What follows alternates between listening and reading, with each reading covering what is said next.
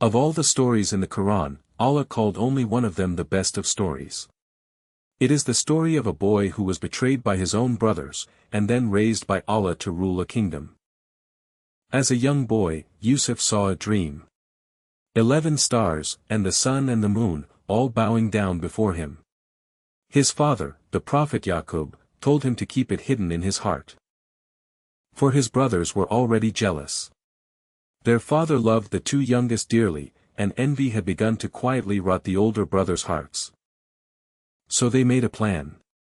They took Yusuf far out into the wilderness, and they threw him down into the darkness of a deep, dry well. Then they returned to their father, weeping false tears, carrying Yusuf's shirt stained with the blood of a lamb, claiming that a wolf had devoured him. But Allah had not abandoned the boy in the well. A passing caravan stopped to draw water, and their bucket lifted him out into the light. They carried him to Egypt and sold him in the markets for a miserable price, as if he were nothing. There, a powerful man of the royal court bought him. In that great house, Yusuf grew into a young man of remarkable beauty and even greater character. And it was there that his first great test would find him. The lady of the house desired him, and one day she bolted every door. But Yusuf refused her, sought refuge in Allah, and ran for the way out. His shirt was torn from behind as he fled toward the door.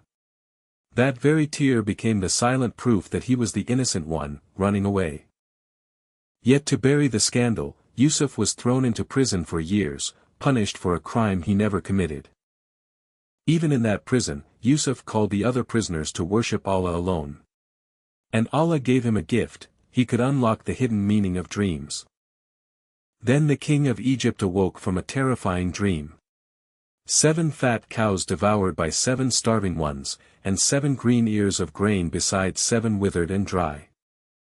None of his advisors could explain it.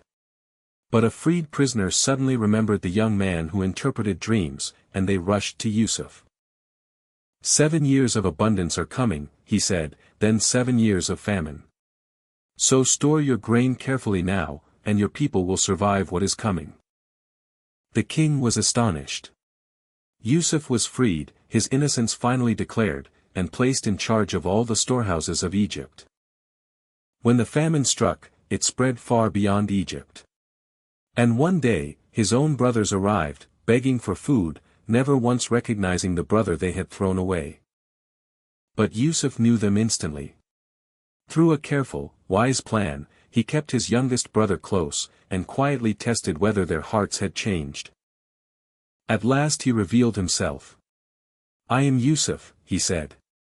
And he sent his own shirt to be laid over his old father's eyes, and Yaqub's lost sight came rushing back. The whole family journeyed to Egypt and was reunited after all those years. And in honor, his parents and brothers bowed low before him.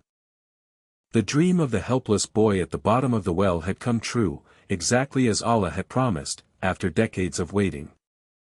Yusuf looked back on the well, the slavery, and the prison, and he said only this: "My Lord has been so kind to me." He did not curse his brothers. He forgave them completely, and thanked the one who turns betrayal into blessing, and patience into power. So whatever pit you feel thrown into today, remember Yusuf. The plan of Allah is still moving, even when you cannot see it in the dark. Never lose hope.